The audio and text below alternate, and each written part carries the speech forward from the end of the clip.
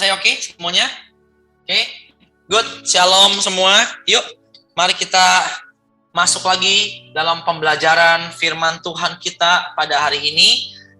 Beberapa hal telah kita bahas selama 1, 2, 3 minggu ini, saudara ya. Saya akan ulangi sedikit.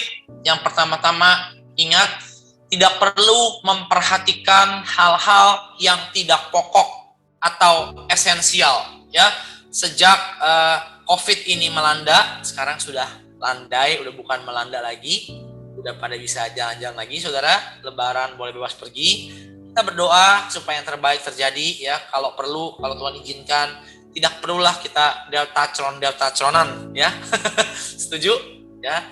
Nah, saudara, sejak COVID ini muncul, ada perkataan yang sudah lama mungkin pernah kita tahu, tapi tidak umum lagi, yaitu kata esensial, betul ya?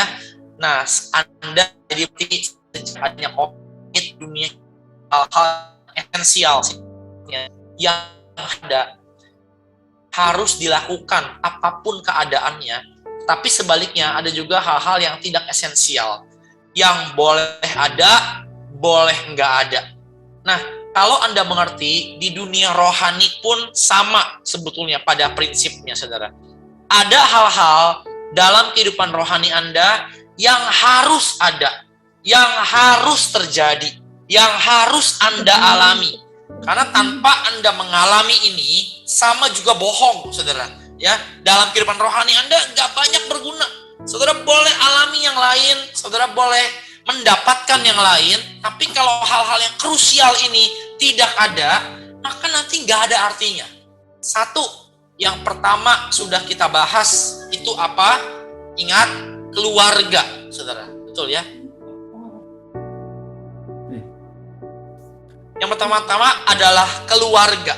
Oke? Dalam hidup ini, ketika Tuhan mau bekerja, mau menyatakan sesuatu, mau melakukan sesuatu dalam hidup satu orang, ia akan pakai sebuah keluarga.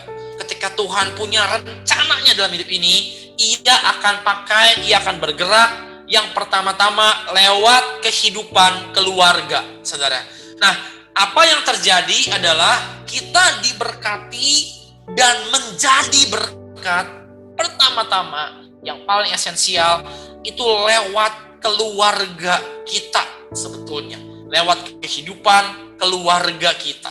Tanpa kehidupan keluarga kita, apa yang Tuhan rancangkan akan tersendat-sendat, akan cenderung gagal. Oke? Satu, rumah tangga Anda itu adalah keluarga Anda. Ingat ya, ketika saudara suami istri menikah, bahkan setelah pernikahan, hukum di dunia saja memutuskan apapun yang mereka hasilkan selama pernikahan mereka itu adalah milik bersama. Betul gak? Sekalipun yang secara kasat mata yang kerja misalnya suaminya, atau sebaliknya yang kerja istrinya, tetapi di mata hukum sejak hari mereka menikah tetap aja itu dianggapnya harta bersama. Sekalipun istrinya nggak kerja, tapi pengadilan menganggap bisa aja istrinya yang membisikkan idenya. Benar nggak? Betul kan? Mereka lagi tiduran di kamar, mending kamu usaha ini aja, Hani. Laki bilang iya juga ya. Dijalanin lalu berhasil. Tuh, sebaliknya sama.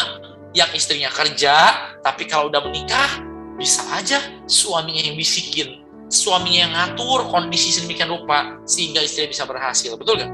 Jadi itu dianggapnya harta bersama. Secara rohani pun sama, saudara. Semua berkat, semua kebaikan Tuhan, semua yang terbaik, semua perjalanan yang terbaik dalam hidup Anda, saudara akan alami ketika Anda punya rumah tangga yang luar biasa. Maaf, saya harus pakai kata keluarga, bukan rumah tangga. Keluarga yang luar biasa. Lalu apa yang terjadi ketika keluarga di dunia kita sudah terlanjur berantakan? Kita menikah dengan orang yang tidak mau terlalu berkomitmen dengan rumah tangga yang ilahi. Kita menikah dengan orang yang I don't know, katakanlah mata duitan, saudara, atau terlalu gila perempuan misalnya, ya, nggak bisa tahan matanya. Waduh, saya baru-baru ini ketemu lagi dengan teman lama saya, ngobrol lagi, saudara. Kemudian satu orang dia ngobrol, belum apa-apa, baru duduk, udah langsung cerita segala hal. Ya, macam-macam ini, wah menarik sekali. Dan saya bilang, rumah tangga itu bukan perkara yang gampang. Betul gak? Harus ada komitmen yang kuat sebetulnya, saudara. Lalu apa yang terjadi ketika rumah tangga kita sudah terlanjur berantakan? Ingat, Tuhan menetapkan bahwa gereja itu adalah yang Tuhan panggil untuk menjadi keluarga. Karena itu, saudara, gereja itu Anda harus kenal satu sama lain. Saudara harus berpegangan tangan satu sama lain. Anda harus mau dirimu diketahui. Saudara harus mau jadi berkat. Dan Anda harus mau diberkati lewat anggota-anggota keluarga yang lain. Itu pertama, ya, yang esensial, keluarga. Yang kedua, kita udah bahas, saya ulangi lagi sedikit, minta yang ilahi. Harapkan yang ajaib. Mujizat itu ada. Mujizat itu nyata. Sesuatu yang aneh, yang gak masuk pikiran manusia, masih bisa terjadi. Makin hari, makinlah bergantung sama sesuatu yang supernatural. Makin bergantung sama Tuhan. Jangan makin hari yang makin kuat kemanusiaan kita, reasoning kita, akal-akalan kita. Gak banyak gunanya, saudara. Tapi kalau makin hari kita makin ngalamin yang ilahi, hidup Anda akan makin ajaib. Yang ketiga, apa yang kita bahas? Dalam hidup ini, sesuatu pergumulan itu hanya akan dimenangkan. Dengar ya semua. Ketika Anda bertumbuh makin dewasa. Permasalahan rumah tangga, permasalahan ekonomi. Saya pribadi termasuk orang yang gak terlalu percaya, saudara. Kalau orang di dalam Tuhan itu bisa sampai susah banget, menurut saya sih enggak. Tuhan pasti pelihara kita. Janji tentang pemeliharaan itu di Alkitab banyak, benar gak? Setuju gak? Tapi janji tentang kelimpahan, luxurious di Alkitab itu tidak ada. Ya. Jadi janji bahwa Anda dipelihara itu ada dan banyak sebetulnya di Alkitab. Gampang banget, mau dari kitab apa aja, perjanjian lama, perjanjian baru, kita melihat contoh-contoh orang yang struggling dengan kehidupan mereka, namun dipelihara Tuhan. Tapi janji tentang kelimpahan yang mewah-mewah, hampir-hampir tidak pernah ada. Kalau ada pun, itu dari pelintir kiri kanan depan belakang, ya, malah jadi aneh, saudara. Percayalah bahwa Tuhan pasti memelihara kita dengan caranya yang ajaib. Tuhan pasti memberikan segala sesuatu yang terbaik, sesuai dengan waktunya yang terbaik. Amin. Ya. Dan tiga, kita belajar apa? Belajar dewasa. Kita belajar dewasa. Kita belajar ada masalah dalam kehidupan ini yang hanya bisa dimenangkan lewat kedewasaan kita. Oke? Ya. Saya berdoa loh sebetulnya setiap hari untuk adanya mujizat dalam hidup saya. Dalam segala hal. Kalau mujizat itu ada dan terjadi, hidup menjadi gampang. Benar gak? Tapi pada kenyataannya, baik dalam Alkitab maupun dalam hidup orang-orang yang saya lihat dan juga hidup yang saya alami sendiri, lebih banyak masalah itu terpecahkan oleh karena mujizat, atau masalah kehidupan terpecahkan karena kedewasaan karakter. Nih, saudara mikir ya, kemarin lagi rame yang sad story, yang orang satu keluarga meninggal gara-gara tersengat listrik ketika lagi memandikan bayi mereka. Ya, bayangin ya, itu perputaran kehidupannya kayak apa, saudara? Dan itu bukan orang gak punya loh. Bayangin, lagi happy, baru punya anak, saudara, semuanya lagi seneng. Tiba-tiba ketika mandikan babynya, itu ada kabel atau gimana, saya nggak baca lebih lanjut ya. Semua tersetrum, papanya yang mau tolongin ya, ayah dari baby itu nyamperin buru-buru, kesetrum juga akhirnya. Bayangkan. Kalau saya mau tanya nih, kalau saudara orang yang percaya Tuhan, which is dari keluarganya, dari muka-mukanya kelihatannya percaya. Kalau Anda orang yang percaya Tuhan, Dia percaya dia baik. Dia Bapa yang penuh kasih. Dia Tuhan yang sanggup menolong. Dia Tuhan yang mengerti apa yang kita perlu. Kayak lagu yang kita nyanyikan tadi. Kalau saudara orang yang percaya Tuhan, saudara mau jelaskan dengan cara apa? Ayo. Udahlah pes, gak usah bikin orang lain, dulu urusin diri sendiri aja. No, serius. Saya bayangin loh ya. Saya renung-renungin. Itu berhari-hari saya pikirin. Dengar ya jemaat semuanya. Sebagai hamba Tuhan dan sebagai pengajar firman, kamu tuh harus jadi orang yang bertanggung jawab dengan mulut kamu. Saya mikir gini, kalau saya yang nutup petinya, saya yang ibadah penghiburannya, itu saya kuat banget lah ya.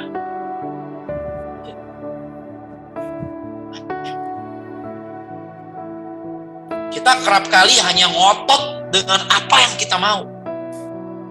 Tapi kalau saudara jadi hamba Tuhan, yang bagian nutup petinya, kamu tuh khotbah apa? Oke begitu.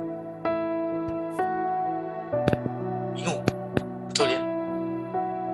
Saya akan masuk ke poin keempat yang esensial. Ini penting sekali, saudara. Ini penting sekali. Karena ini durasinya panjang. Begini, semua yang tadi saya sampaikan, itu rata-rata paling berguna buat kehidupan Anda di dunia. Keluarga, ya, udah deh saudara, ngalah-ngalah aja. Suami, istri, buat yang terbaik, mengasihi aja. Kalau Anda yang masih kesel, kepahitan sama suami, sama istri, sama keluarga, sama orang gereja, sama Pastor Ramon, ya, ngalah-ngalah aja saudara, ngalah. Udah. Kita telan-telanin aja, gak apa-apa. Belajar mengasihi itu pendeta, udah gak apa-apa. One day, dia juga mati suatu hari. Bener gak? Kasarnya begitu. Ya. Nanti, kalau saudara mati, keluarga itu udah gak ada lagi. Di surga itu, saudara udah gak ada lagi kawin dan mengawinkan. Ini semua ahli teologi setuju biasanya. Nanti saya kalau ketemu istri saya, ya, di surga, saya udah nggak anggap dia istri saya lagi, saudara. Saya ingat Mary, ya, kalau ketemu Mary Bong ketemu istri saya, kalau si Jana, ingat dulu dia di dunia ibu gembala saya, teman saya, sahabat saya, ya. Saya ingat, tapi nanti di surga udah nggak ada lagi keluarga, papa mama juga sama. Itu hanya ada di dunia. Ketika Anda di surga, saudara menjadi keluarga dengan siapa? Dengan Tuhan Yesus sebagai mempelai kita.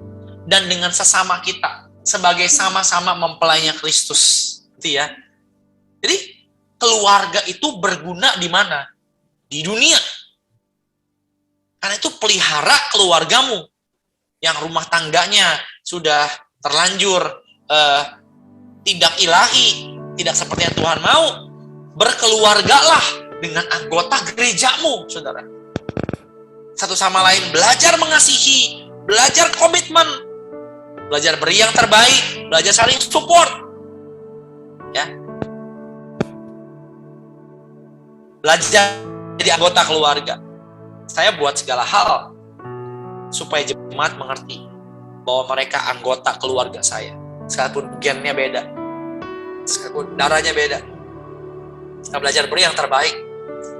Dan beberapa jemaat juga luar biasa. Menganggap saya bagian dari anggota keluarga sendiri. Support hidup kami yang terbaik. Tapi itu berguna di dunia. Sampai sini dengar semua? Boleh kasih jempolnya? Ya. Saya tuh Zoom tuh selalu curiga, saudara. Karena orangnya nggak pernah ada. Boleh nggak sih kalau yang buka kamera, kalau bisa ya. Ini yang kasih jempol cuma 4 orang. Yang lain ini kemana ya?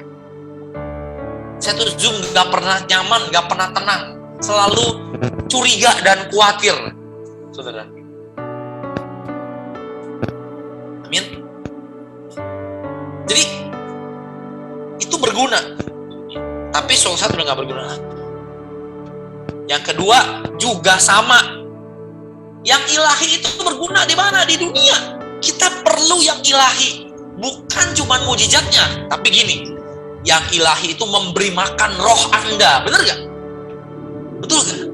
Coba kamu ngalamin mujizat dalam rumah tangga, kesembuhan, penyakit nih dalam nama Yesus yang makin hari makin berkurang, dampaknya minimal dari apa yang iblis rencanakan. Coba itu kasih makan roh kamu gak? Wow, yang ilahi itu memberi makan roh kita, saudara. Kita makin kuat. Sementara yang manusiawi memberi makan daging kita. Kerja makin hebat, ya. Muka makin cantik. Misalnya manusiawi semua kan? Itu kasih makan daging kita. Kalau kita nggak ngerti bahwa itu anugerah Tuhan, kita akan merasa itu sesuatu yang layak dibanggakan. Tapi semuanya tetap aja bergunanya di dunia. Yang ketiga, apa? Kedewasaan. Berguna di mana? Di dunia. Ini mulai ada sangkut pautan dengan surga. Kalau Anda di dunia nggak dewasa, kerdil terus, waduh, saya curiga lama-lama kita bisa kehilangan keselamatan kita. Ya, kalau kita berkata, orang itu bisa lupa bahwa dosanya diampuni. Oke? Tuhan itu menurut saya mengasihi kita. Yang kecil-kecil, aduh, gak mungkin masuk hitungan dia. Tapi kalau kita lupa dosa kita diampuni, Anda mau masuk surga gimana caranya? Saya mau tanya. Ya. Masuklah kita ke poin yang keempat. Mari kita buka sama-sama 2 Korintus pasal yang kelima. Mari kita lihat sama-sama.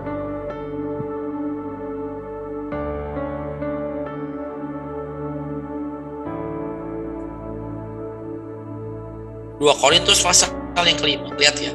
Ayat yang pertama sampai dengan ayat yang kelima. Nanti ada satu ayat di Wahyu yang aneh sekali, saudara. Aneh sekali. Apa poin yang keempat?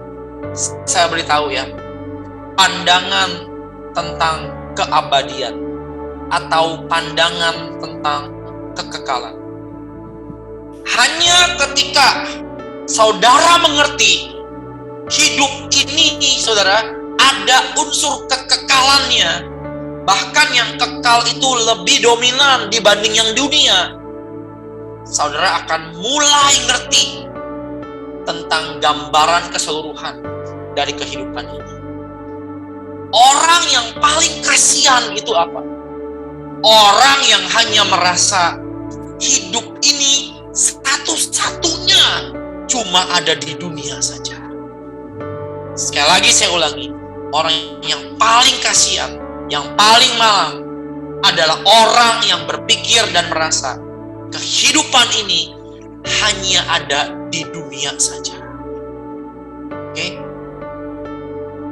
Gimana caranya saudara ngejelasin peristiwa-peristiwa tragis yang ada dalam hidup ini? Hidup ini tuh sepertinya gak adil. Kemarin saya ngomong panjang lebar dengan satu teman, saya ngobrol dengan dia, ada kali saya diam aja. Begitu tiba-tiba roh Tuhan ajar saya bilang luar biasa ya, luar biasa. Anda tahu, hidup hanya make sense ketika kamu sadar di dunia ini adalah sementara dan ada yang namanya dunia akhirat, di mana suatu hari, suka atau tidak suka, yang paling repot saudara dengar ya, siap atau tidak siap, Anda mau atau tidak mau, suatu hari kamu akan tiba di sana. Benar nggak? Ayo, setuju? Ya. Anda mau tolak, Anda mau bayar kontrak karena di dunia lebih panjang lagi, nggak bisa. Udah waktunya.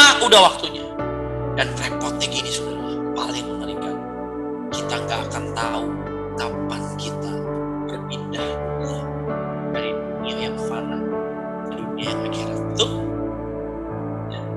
Teman saya yang terhormat yang telah meninggalkan saya, Pak Andreas, sudah ceritanya.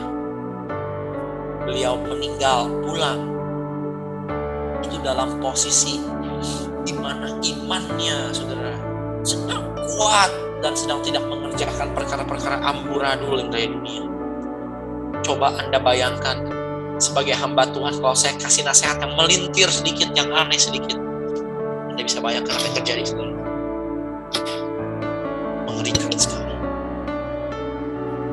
Beliau dipanggil Tuhan dalam kondisi di mana imannya siap. Dan kita itu nggak pernah tahu kapan Tuhan panggil kita sebetulnya. Kalau saudara jadi pendeta dan gembala bagi 3 orang tadi yang tersengat listrik, semuanya itu akan lebih kuat kalau mereka ingat bahwa suatu hari setiap kita ini memang pasti mati. Ya bedanya mereka pergi duluan. Dan ini saudara yang paling penting.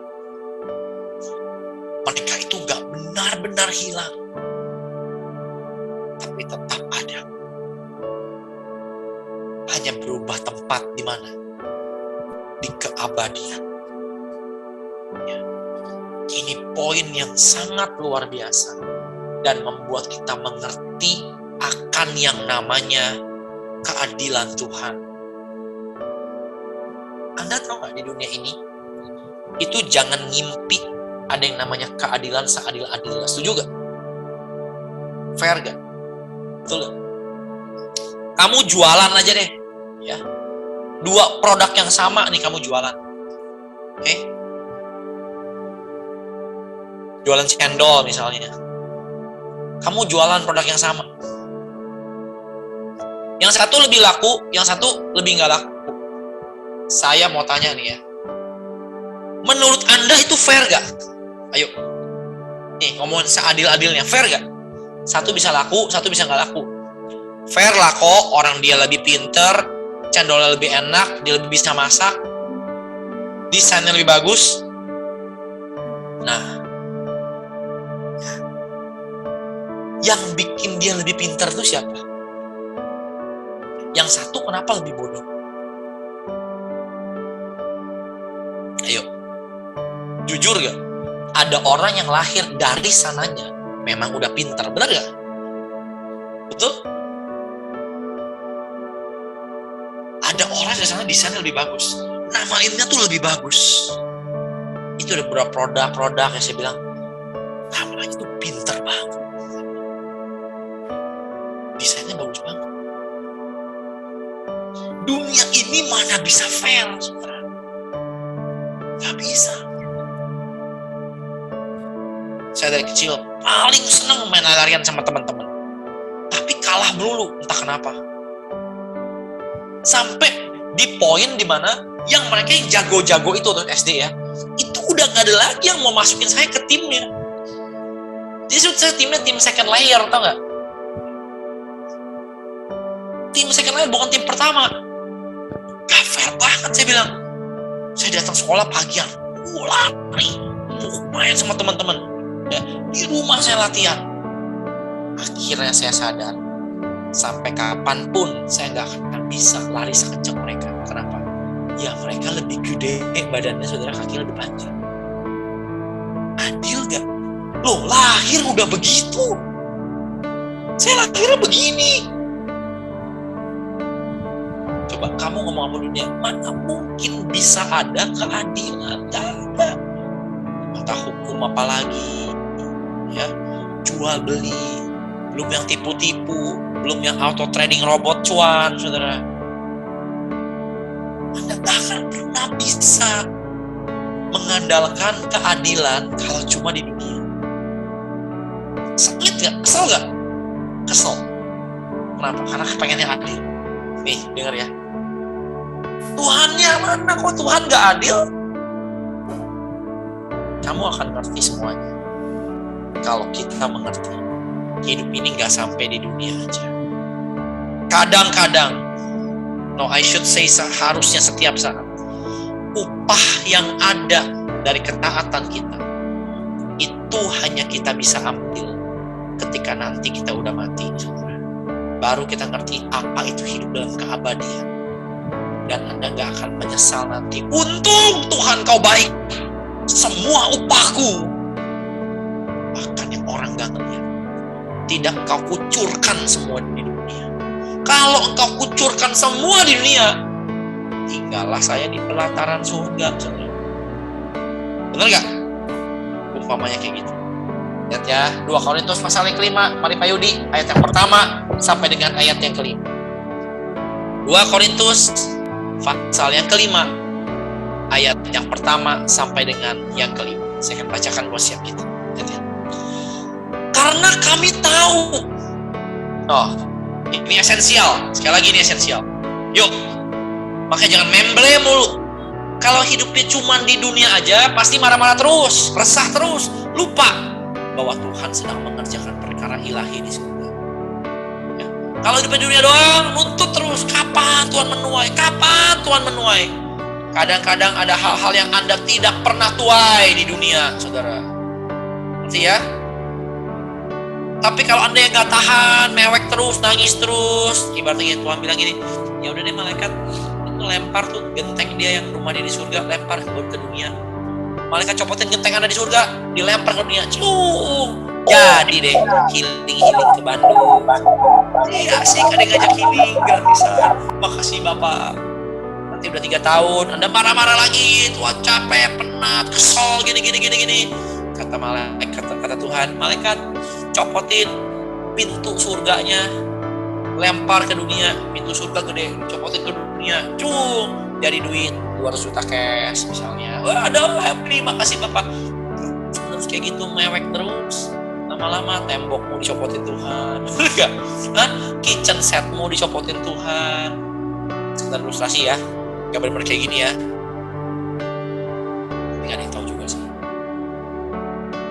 Yuk, mengerti? Hidup dengan pandangan akan keabadian. Karena kami tahu bahwa jika kemah tempat kediaman kita di bumi ini dibongkar, Allah telah menyediakan suatu tempat kediaman di surga bagi kita. Suatu tempat kediaman yang kekal, yang tidak dibuat oleh tangan manusia. Amin. Hei, semua punya rumah. Amin. Ya, jadi yang masih kontrak, saudara itu marah-marah mulu, ya. Saudara dengar ya, punya rumah pribadi itu bukan suatu tingkatan iman. Oke, saya ulangi nih, ya. Berhasil punya rumah pribadi di dunia bukan suatu tingkatan iman, apalagi suatu tingkatan perkenanan akan Tuhan. Ngerti? Ya, berarti ya, saya ngomongin dalam konteks orang yang punya rumah, saudara. Bukan suatu tingkatan perkenanan akan Tuhan. Kenapa? Karena orang yang tidak berkenan sama Tuhan, bahkan jahat sekalipun, bisa beli rumah dengan gampang. Setuju? Cara hitungnya gitu aja. Ya, cara gampang hitungnya gitu aja. Oke. Tuhan ternyata menyediakan, Pak Yudi boleh ditayangkan saja ayatnya, terima kasih. Tuhan ternyata menyediakan tempat kediaman yang kekal. Perhatikan kata ini ya, perhatikan kata tempat kediaman yang kekal. Nanti ada ayat ajaib di Wahyu, saudara, yang Anda perlu baca. Jadi Paulus berkata, yuk kami tahu nih, kami memandang tempat kediaman yang kekal. Maka ini orang luar biasa digebukin, di penjara, miskin, saudara. Tenang aja, bongkar aja di tempat kediaman saya. Tidak ada urusannya. Cepat mati, makin bagus. Karena Tuhan kami telah menyediakan tempat kediaman yang kekal. Keren ya? Saudara mulai bisa ngejelasin gak? Iya ya, Tuhan adil ya. Iya, gak apa-apa ya. Iya ya, hidup sementara banget. Hidup sementara banget. It's alright. Lepasin aja. Memang suatu hari kok tempat kediaman di bumi ini dibongkar, biar gimana juga. Ayat 2 yuk. Dan ayat 3 nanti. Lihat nih. Yuk, lihat nih. Sebab selama di dalam kemah ini, kemah yang mana? Kemah yang duniawi ya.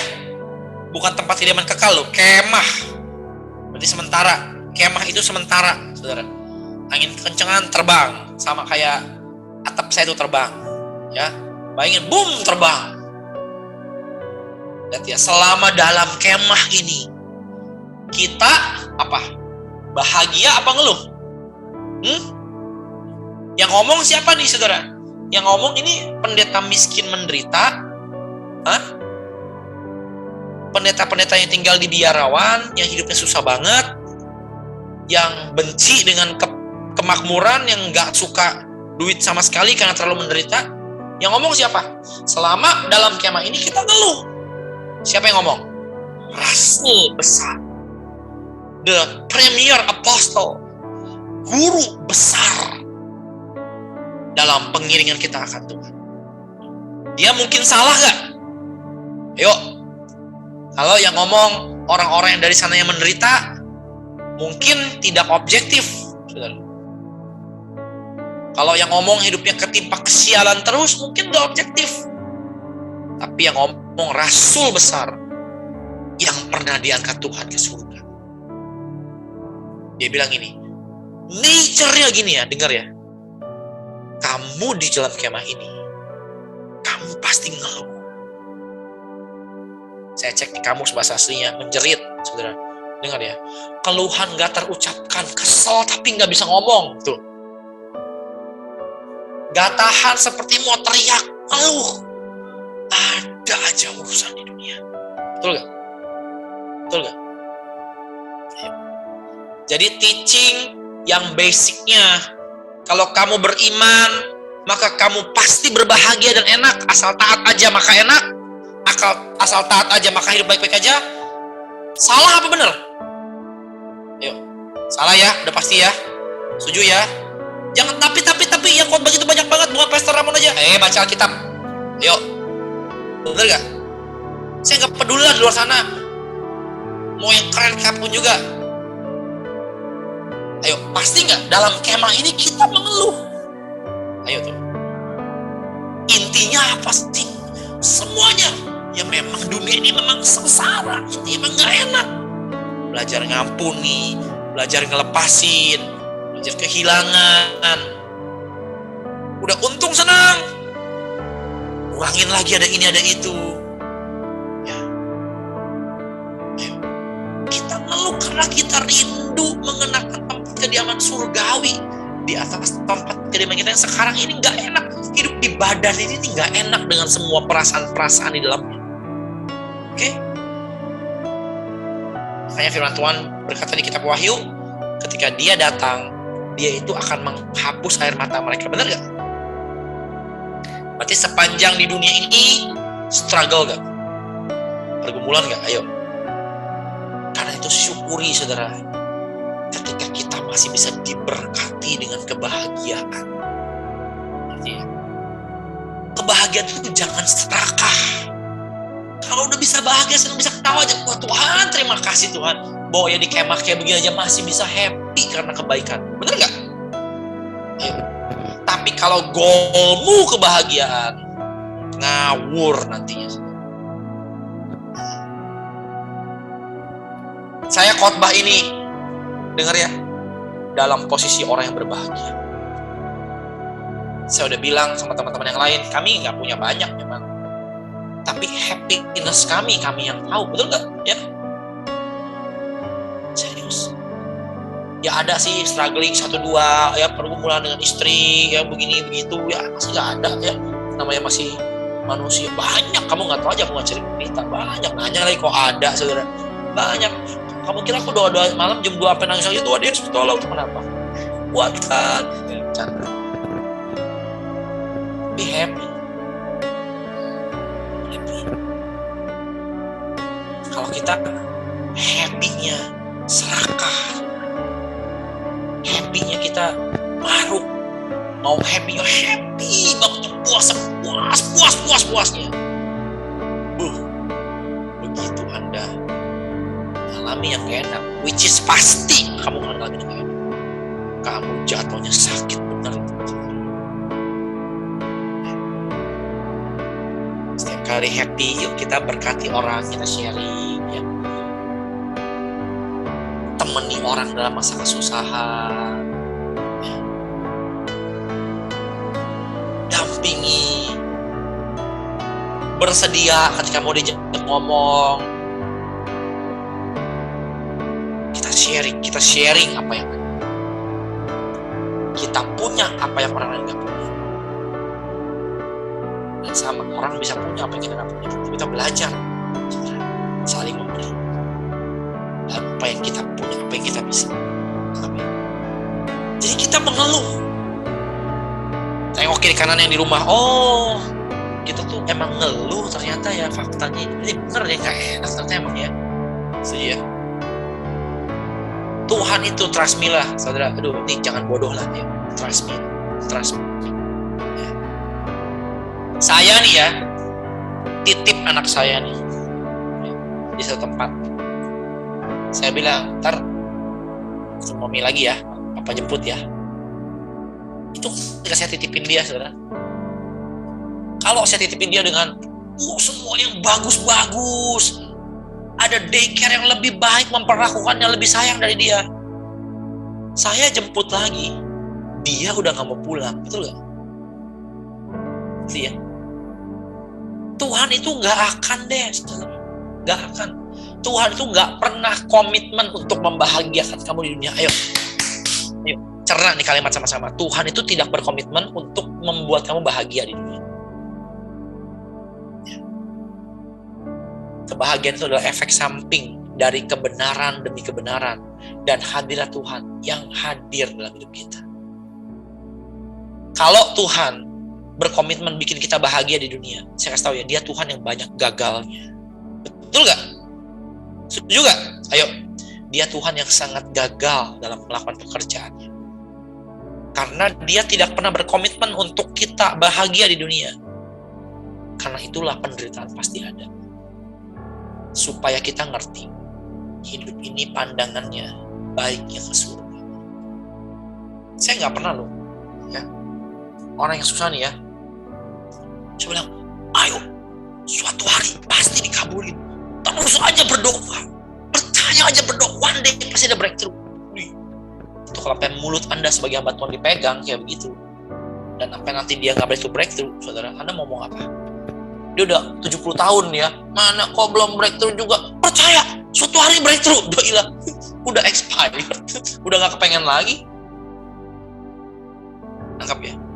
Kita mengeluh karena kita rindu mengenakan tempat kediaman surgawi di atas tempat kediaman kita yang sekarang ini. Ayat 3, ayo yuk lihat ya.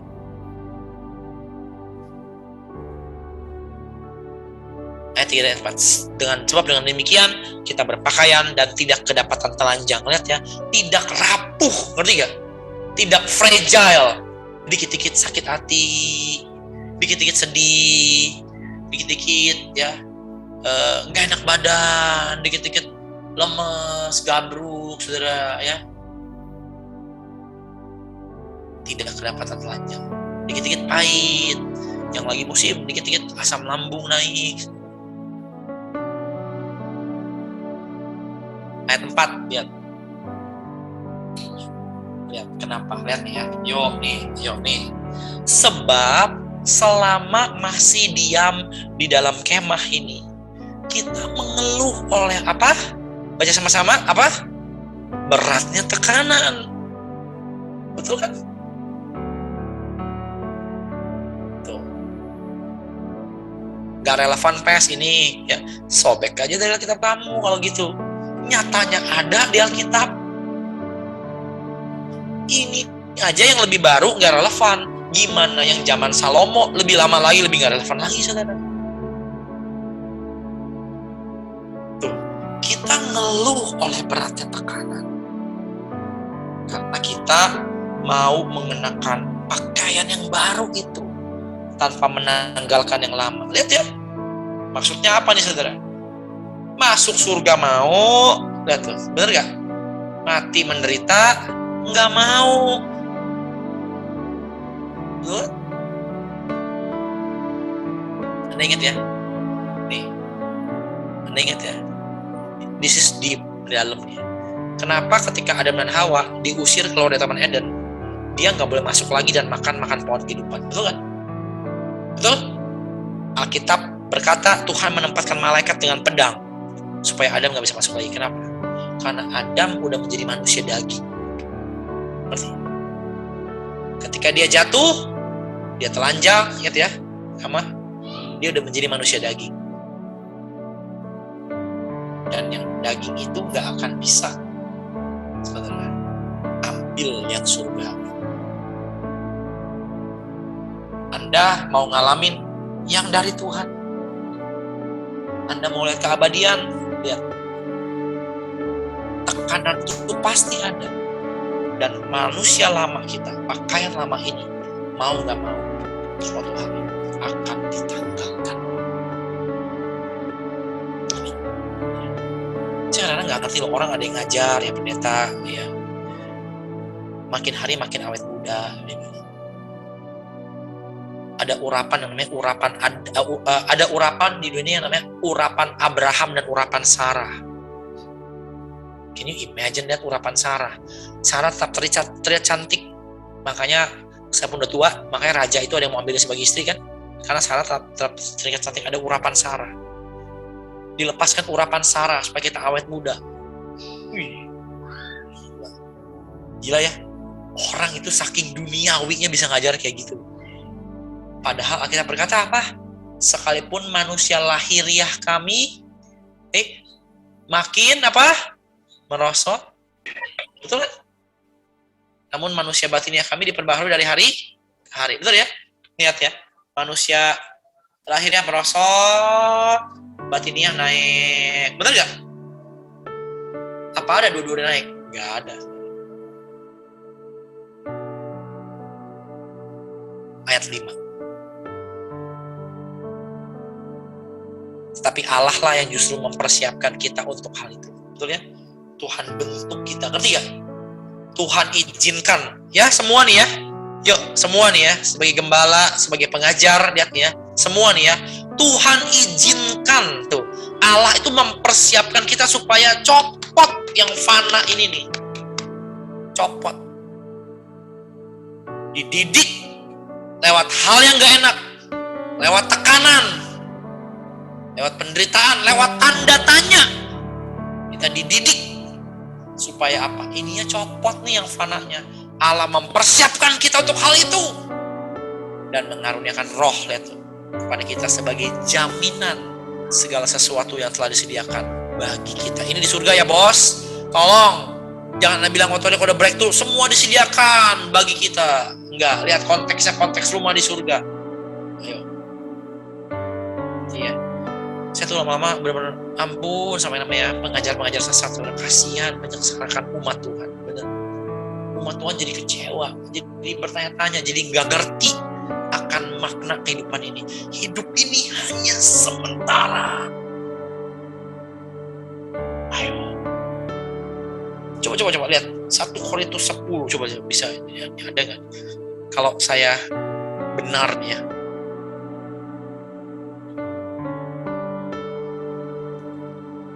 Lihat ya. 1 Korintus 10, lihat.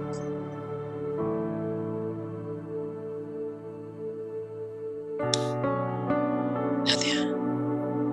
Saya cepat ya baca nih ya. Ayat yang pertama ya. Ayat kedua.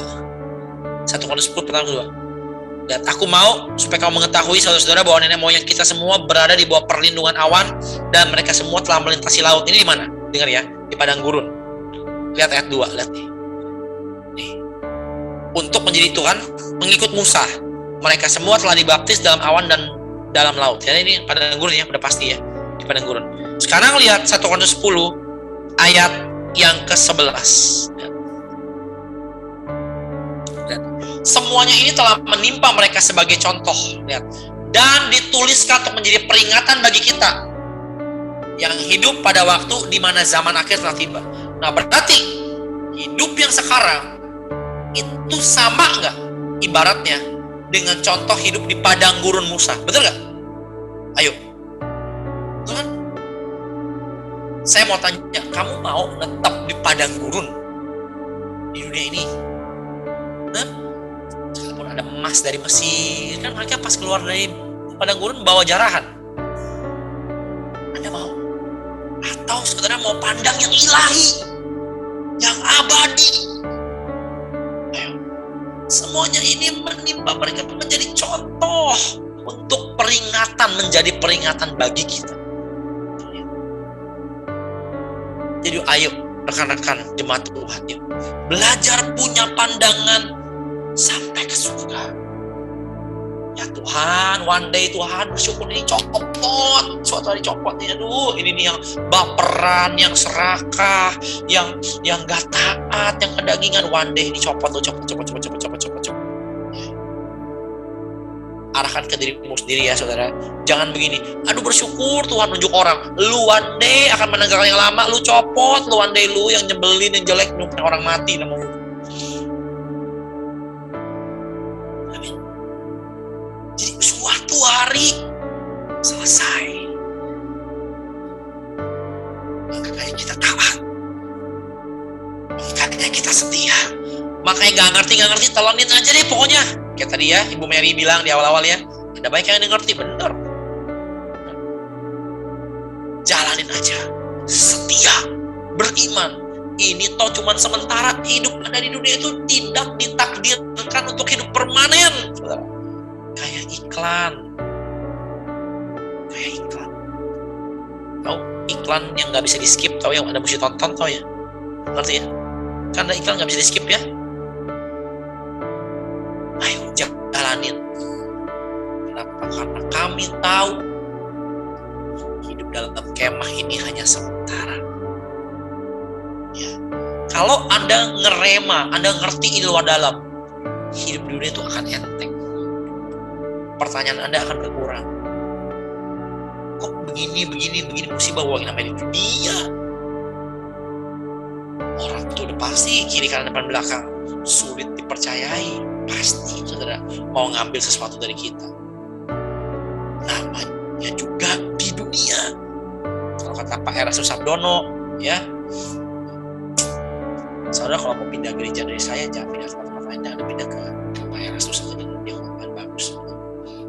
Serius. Ya. Jangan ngomong yang aneh-aneh, yang kebanyakan gaya, cincong, gak jelas gitu-gituan, gak jelas.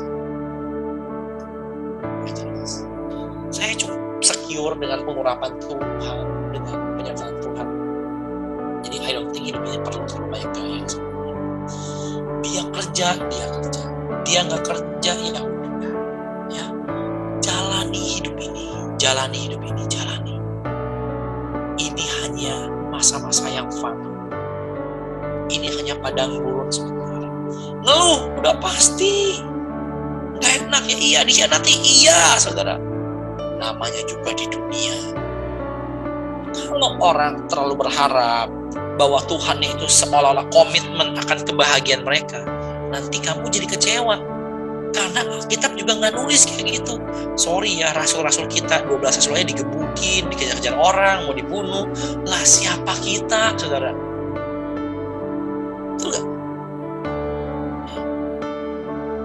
Jadi yang udah pasti nature-nya dari kehidupan di dunia memang kayak begini. Ada ayatnya. Lalu Anda mau apa? Mau pahit? Mau marah? Nggak mau ikut Yesus? Mau ikut siapa lagi? Ngerti? Saudara mau gimana sekarang? Oh kenyataannya kayak begini. Karena fokus Tuhan bukan untuk kehidupan kita di dunia. Amin? Amin? Fokus Tuhan bukan untuk kehidupan Anda di dunia. Jadi nggak ada tuh urapan awet muda ya saudara, nggak ada. Ya, kalau urapan awet muda, lu nggak mati-mati, muda terus, lama-lama kecil. Amin. Yang terakhir, amin. Ini ayat ajaib sekali. Wahyu pasal 13, coba lihat.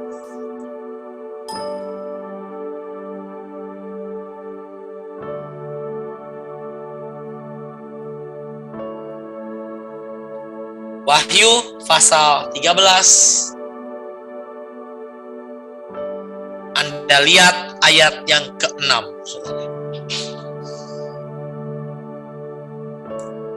Ini ayat aneh banget. Atau kelima dulu.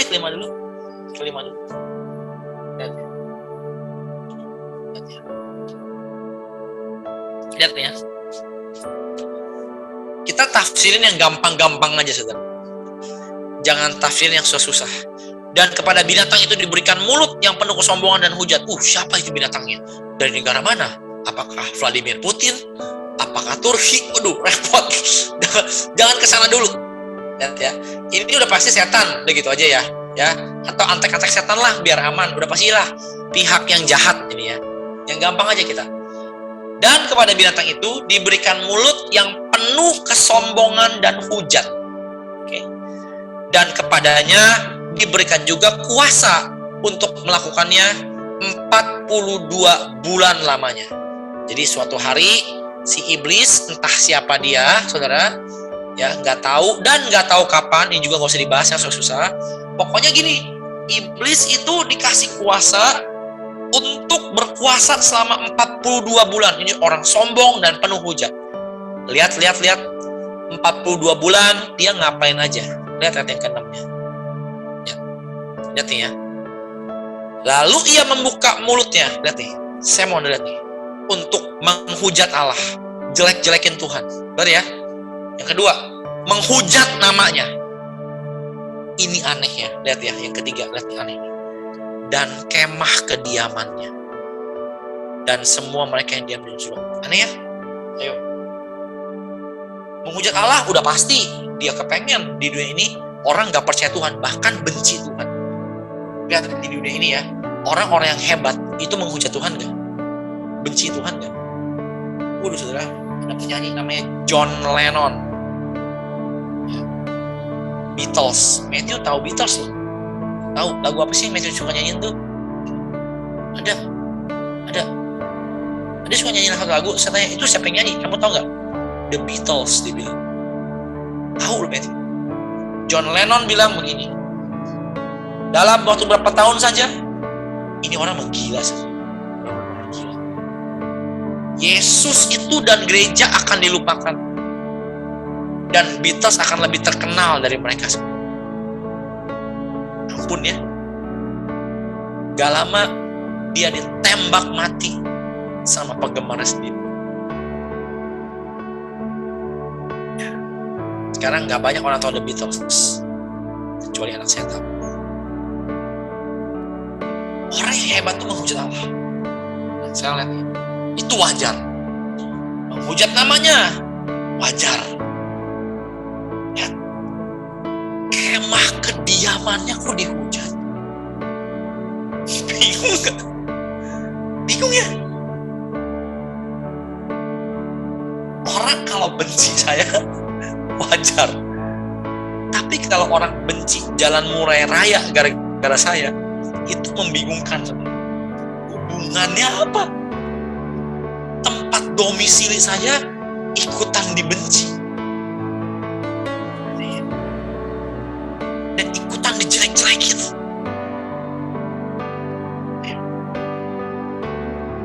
Karena itu saudara percaya gak kalau saya bilang strategi setan, saudara, itu membuat kita membenci dan melupakan dan menganggap temah kediaman Tuhan yang abadi itu gak pernah ada. Bener gak? Atau bahkan udah mengkhianati kita. Bohong tuh surga-surga. Saudara tahu gak? Banyak pendeta yang mulai tidak lagi percaya loh, bahwa surga itu satu tempat yang real. Banyak dari mereka yang percaya surga itu satu kiasan akan kehidupan bahagia di dunia. Ngeri ya? Berarti kalau surga itu kiasan, maka ayat yang tadi kita baca 2 Korintus 5 itu udah gak berlaku lagi. Ayo, lihat pekerjaan setan itu seperti apa, lihat ya. Ayo, dia hujat Tuhan, dia hujat namanya. Yang paling aneh, tempat kemah kediamannya. Anda ngerti ya? Surga itu bukan satu tempat di mana kita berpindah, tapi surga itu juga kayak goal kita, kayak sasaran kita, kayak destiny kita, kayak sesuatu yang perlu kita renungkan terus-menerus. Eternity point of view, satu gambaran bahwa kami akan pulang ke rumah kami yang sejati. gitu ya. Kayak Anda sama sih prinsipnya.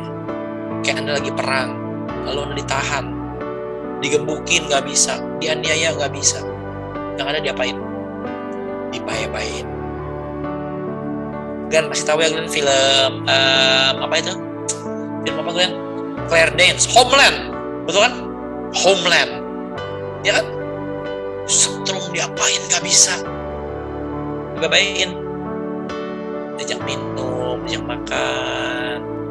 Goalnya apa? They make you forget your homeland. Mereka bikin kamu lupa tanah air kamu yang sejati. Ayo saudara, minta dia, Bapak, buat aku merindukan surga. Betul gak? Apalagi Anda nih ya, saudara, yang usianya kayaknya absennya udah di paling atas, mau dipanggil. Jangan ributin lagi yang duniawi doang, mulu. Saudara, udah urusannya urusan duniawi terus. Ayo, orang bisa dipanggil pulang ke kemah kediamannya kapanpun juga. Dan kita mesti ingat, Tuhan, tanah airku yang sejati.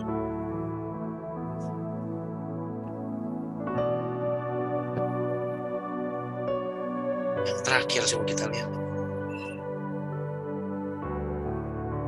Ibrani 11 ayat 16.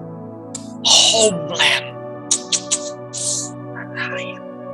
Jangan mau setan bodoh-bodohi engkau dan membuat engkau menghujat Tuhan, nama Tuhan.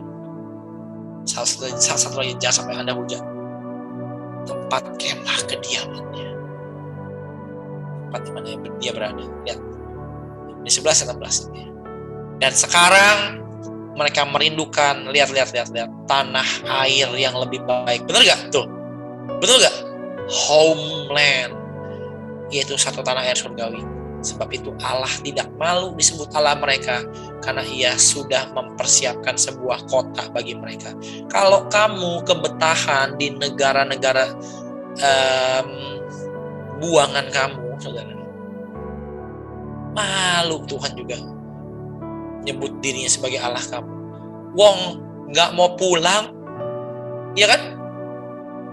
Kamu ngelupain homelandnya kamu, tanah air surgawi kamu. Padahal Ia telah mempersiapkan sebuah kota bagi setiap kita. Amin. Amin. Ayo saudara, dalam nama Yesus kita punya homeland. Rindukan dia. Rindukan dia. Ingini dia. Ingini dia. Ya. Apapun yang Tuhan sedang ajar engkau, tanya Roh Kudus, Anda harus gimana? Saya tuh belajar peka, dengar saudara ya. Dengan saya belajar peka loh. Mana yang saya minta sebagai mujizat, mana yang saya relakan lepas, mana yang saya imani, mana yang saya belajar let go. Tapi kalau udah imanin, masih begitu juga. Pintar-pintar belajar let go. Amin. Amin. Kita berharap akan mujizat, pastilah. Pasti, setiap kita berharap akan mujizat, pasti. Tapi dengar, jangan lupa, sediakan ruang di hati Anda. Seandainya mujizat gak terjadi, Anda mau gimana? Ayo. Beberapa minggu ini berdoa dengan beberapa teman. Waduh, bagus. Orang bilang, kami akan tetap setia pokoknya. Apapun yang terjadi. Amin. Kenapa? Karena ya udah, dunia itu sementara. Jangan sampai kamu megang dunia, sampai kamu murtad. Sampai tanpa sadar kamu pun menghujat Allah. Menghujat namanya. Menghujat tempat kediamannya. Udah gak peduli lagi. Alah, surga-surga, apalah itu surga. Capek di dunia. Nah, orang ngomong kayak gitu kan biasanya kan. Surga kelamaan. Yang dunia seru. Saudara, itu dosa loh. Saya harus bertobat kamu.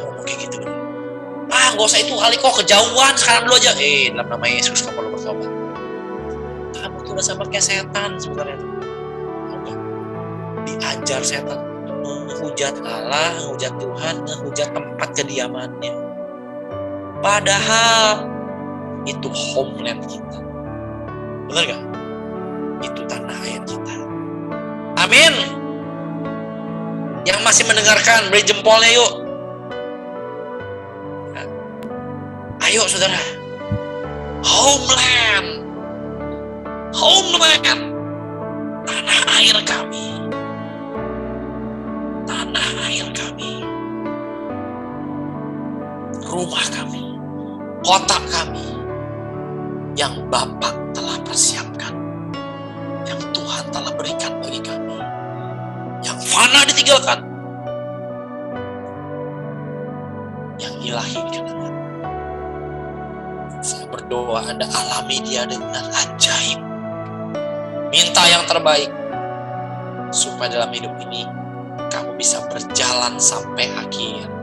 Dan biar Kristus sendiri yang suatu hari menghapus air mata kita.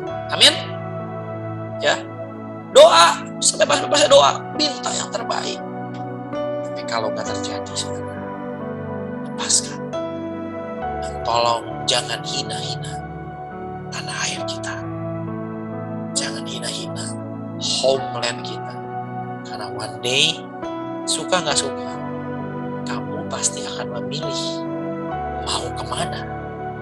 One day, setiap hidup kita pasti berakhir. Jadi lepaskan yang fana.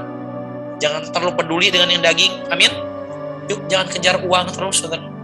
Ya, lihat sekeliling. Belajar memberi. Hari ini kita ada beri makan lagi, betul ya? Kita akan ke jalan lagi kue ini. Oke ya? Ikut ya. Saya lagi gak ada mobil saya rusak, gak bisa jalan. Ayo, saudara. Belajar memberi, serius. Belajar memberi. Kadang-kadang kita itu bukan yang gak bisa memberi. Kita sengaja gak mau memberi sebetulnya. Karena kita masih terus mau mengejar yang fana dengan semua yang kita bisa. Padahal sesusah-susahnya kamu, selalu ada hal yang kamu bisa berikan. Mungkin gak apalagi duit doang. Pasti bisa. Amin. Belajar support apa yang Tuhan kerjakan. Yuk, mari kita minta sama dia. Bapak, ingatkan aku akan tanah air. Yang pasti di tanah airmu sejati duit itu udah gak ada. Tuhan, ingatkan aku. Dan jangan terjebak. Jangan izinkan aku terjebak oleh permainan iblis. Si binatang itu Tuhan. Yang membuat aku menghujat nama Tuhan. Dan nama tempat kediaman Bapakku di surga. Amin. Tetap kuat ya. Ya, biarkan yang esensial ini memerdekakan kita. Lewati semuanya, saudara. Sampai akhir. Di mana one day kamu akan pulang ke tanah air kamu. God bless you all. Tuhan berkati. Mari kita datang pada dia. Yuk.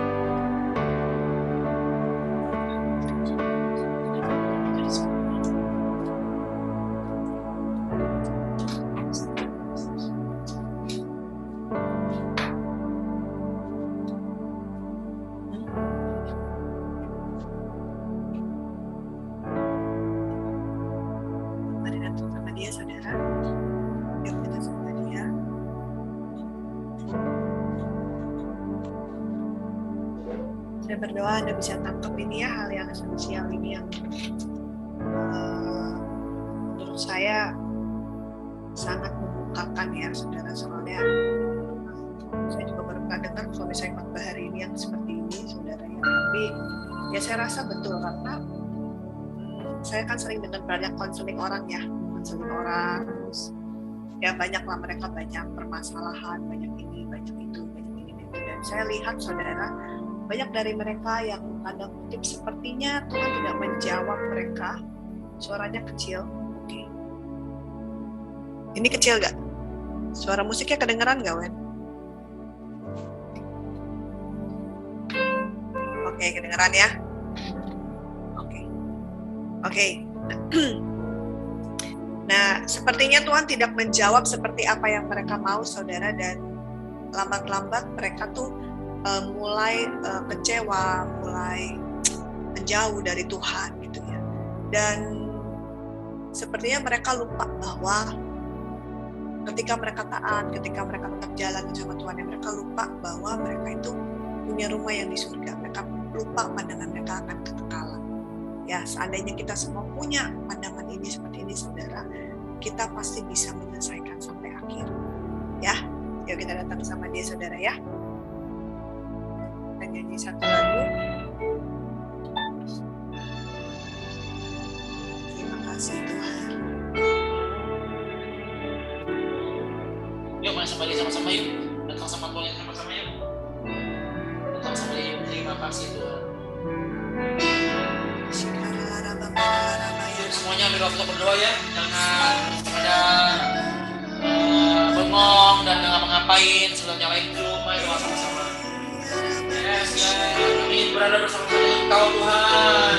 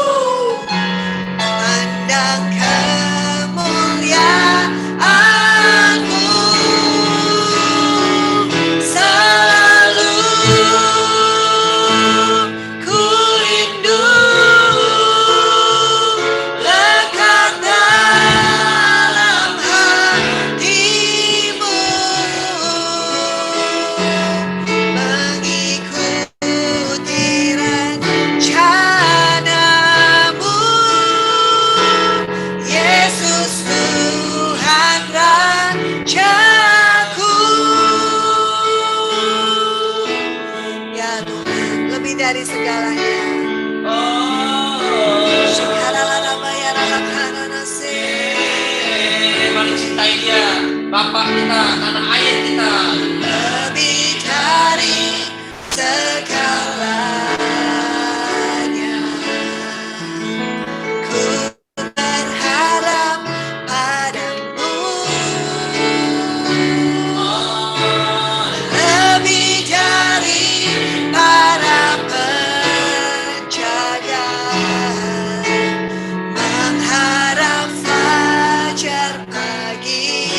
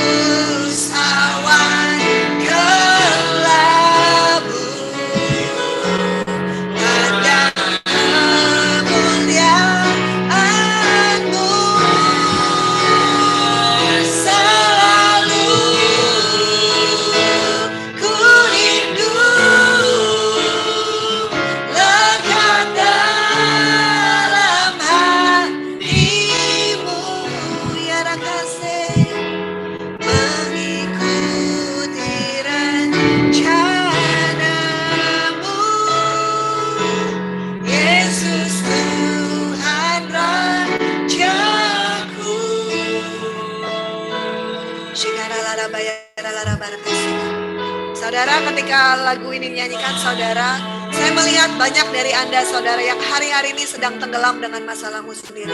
Ya mungkin hari-hari ini engkau sedang tenggelam dengan pemikiranmu, engkau sedang tenggelam dengan pergumulanmu sendiri. Engkau seperti Marta yang sedang menyusahkan diri dengan banyak perkara. Tapi hari ini Tuhan berkata bahwa maukah engkau seperti Maria yang duduk diam di bawah kakiku dan mendapatkan hal yang terbaik. Kau bisa mendapatkan pandangan tentang kekalahan, kau bisa melihat, kau bisa pandang wajahnya, saudara, menembus setiap awan yang kelabu dan kau pandang kemuliaan.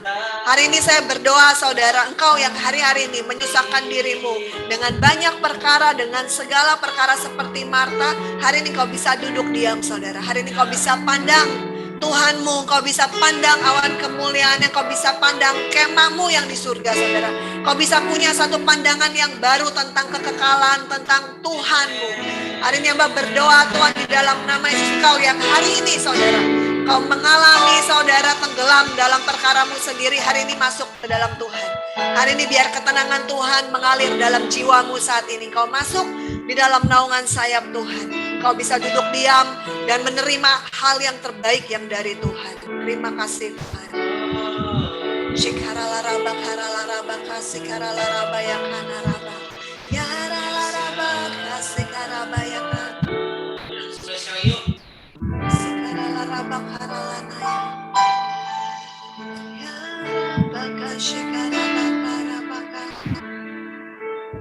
Ya Tuhan. Yaralaraba kashikararaba.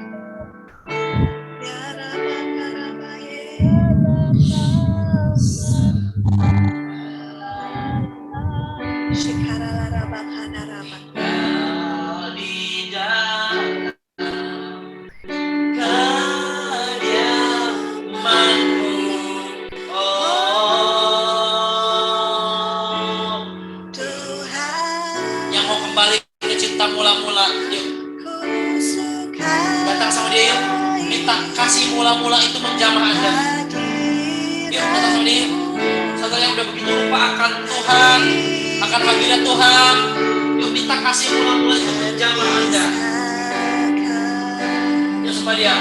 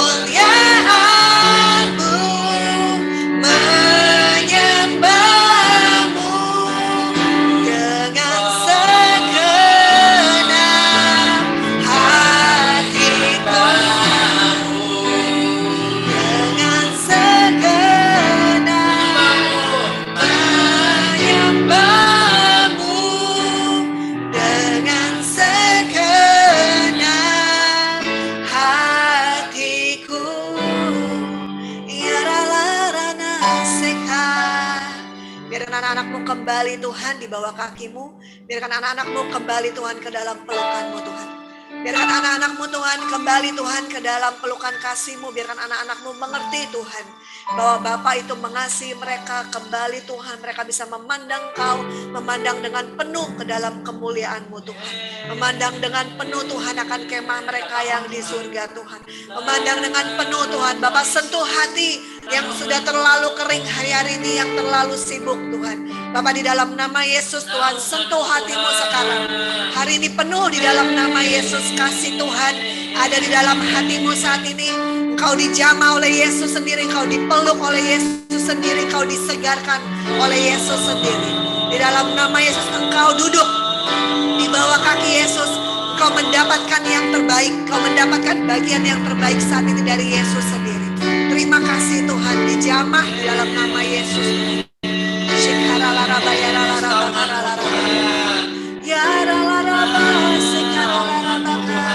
Ya Bapa ya Tuhan. Mama berdoa, turunlah hadirat Tuhan terbaik. Yuk Anda juga masing-masing angkat tanganmu sama-sama. Yuk. Bapak berdoa Tuhan, ada hadirat Tuhan yang turun dengan luar biasa menaungi hidup kami Tuhan. Tiang awan, tiang api yang menghidupi kami sama seperti bangsa Israel di padang gurun. Tiang awan, tiang api itu memampukan kamu semua masuk ke dalam tanah airmu yang sejati. Your homeland. Homeland. Masuk, pulang ke surga, menikmati semua upahmu yang mungkin tidak pernah bisa kau tebus selama kau di dunia. Ya Tuhan. Makasih Bapak. Terima kasih. Berkati setiap anak-anakmu sekali lagi Tuhan dalam nama Yesus. Yang kedua, saudara, saya merasa bahwa beberapa dari Anda itu sekarang seperti sedang dibentuk oleh Tuhan. Anda itu seperti bejana yang sepertinya belum terlihat bentuknya, tapi Tuhan itu seperti sedang proses engkau. Tuhan seperti tanah liat yang seperti sedang dibuang batu-batu kerikilnya, seperti sedang dibentuk, seperti sedang dibentuk ulang. Seperti bejana yang sepertinya ketika penjunan itu melihat tidak baik, dia itu seperti melebur kembali dan dia bentuk dari awal, saudara. Mungkin Anda akan ngalamin hal-hal yang mungkin menurut Anda tidak enak. Saudara, jaga hatimu, saudara. Jangan hujat Tuhanmu, jangan kecewa, saudara. Tapi Anda itu seperti lentur seperti tanah liat. Anda bisa berkata bahwa seperti bejana yang dibentuk itu, Tuhan, aku mau, Tuhan, aku mau, Tuhan. Aku mau Engkau bentuk, aku mau jadi seperti Engkau, Tuhan. Aku mau memandang Engkau. Aku mau lewati setiap proses ini, Tuhan, menjadi bejana yang baik, Tuhan. Engkau sedang bentuk, Engkau sedang proses. Hari ini Amba berdoa, Tuhan, buat setiap teman-teman kami yang mungkin hari-hari ini mengalami Tuhan hal yang tidak enak, mengalami hal-hal Tuhan seperti bejana yang Kau sedang proses, Bapa. Mungkin batu-batu dalam hidup mereka Engkau sedang buang saat ini. Engkau sedang lebur kembali, Tuhan. Engkau sedang bentuk kembali, Tuhan, menjadi bejana yang baik di pemandangan-Mu. Bapa, di dalam nama Yesus, karuniakan Bapa kekuatan. Karuniakan Tuhan anugerah, karuniakan keintiman dengan Engkau sehingga mereka bisa mengerti hati-Mu, Tuhan. Sehingga mereka bisa mengerti bahwa Bapa itu sedang menyertai mereka, bahwa Bapa itu sedang membentuk mereka menjadi bejana yang baik, menjadi bejana yang bagus. Bapa, di dalam nama Yesus, arahkan mata hati mereka bukan kepada dunia ini, bukan kepada keadaan yang mereka hadapi, tapi arahkan mata mereka terus ke arah Engkau, Tuhan. Arahkan pengharapan mereka terus memandang kepadamu, Tuhan. Bapa, hamba berdoa, Tuhan, dalam setiap pemrosesan itu, Tuhan, bejana itu, Tuhan, semuanya lulus, Tuhan, dalam setiap bagian proses yang Kau izinkan terjadi dalam hidup mereka. Berikan kekuatan, berikan anugerah, berikan kasih sayang-Mu, Tuhan, di dalam nama Yesus, Tuhan. Dengan segenap hatimu, dalam nama Yesus, kita naungan Tuhan yang terbaik. Sekali lagi, tiang awan, tiang api-Mu menjaga kami selangkah seirama dengan Bapa kami di surga. Hidup ini menjadi wadah yang available, yang karya-Mu dinyatakan. Setelah percaya, kita sama-sama katakan, amin.